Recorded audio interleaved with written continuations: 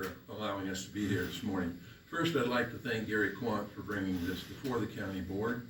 He didn't have to do that. It wasn't his area, but he chose to.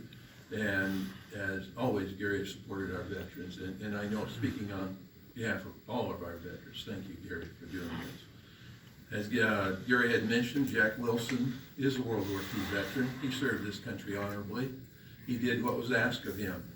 He's lived in the Regency for over 11 years with him and his wife, who recently passed. And he received an eviction notice on October 20th of 2020, as I recall. Since that eviction notice of October, he's continued to live there without any further disciplinary action or discussion from any of the management of the Regency in regards to his need to be evicted. And he loves it there. I visited with him several times. Him and I talked in October of 2020 about this eviction. And as I look on the eviction, I did call Peg Marsh from the Regency. My staff was in my office when I made that call.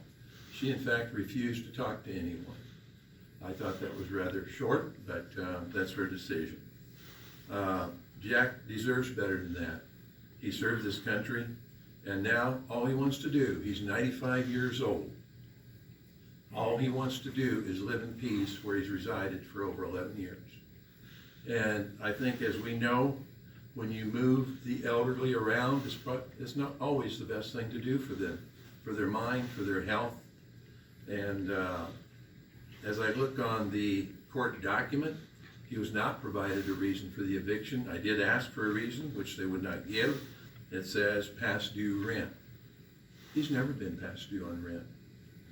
So how are you going to evict him for past due rent when he's never been past due on his rent? Now, they claim they can evict him without cause with a 30-day notice, and perhaps they can. But if that's the only reason you're evicting a World War II veteran, I think that's pretty petty.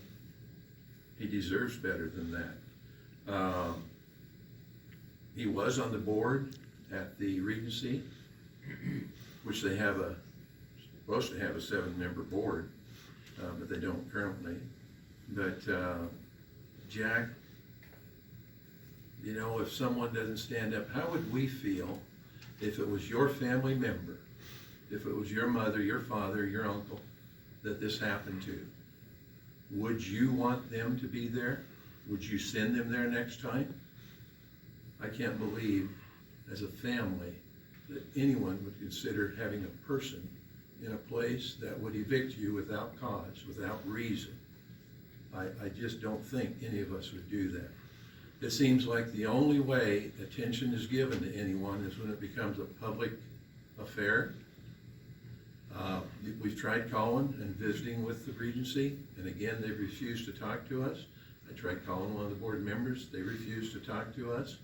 So I would ask anyone in the community to write a letter to the editor and voice your opinion. If you truly believe they can evict him without cause, and that's what you support, then say that. If you don't, then say that too. I will be writing a letter to the editor in support of Mr. Wilson as soon as we get done with this meeting. And I really appreciate you allowing me to speak, but I think everyone needs to stand up and support Wilson. It's always been said, you can never repay a debt to a veteran when he served his country. Well, I think in some small way, here's a chance to show all of us that we can do something to help this World War II veteran out. And I thank you for allowing me to be here this morning.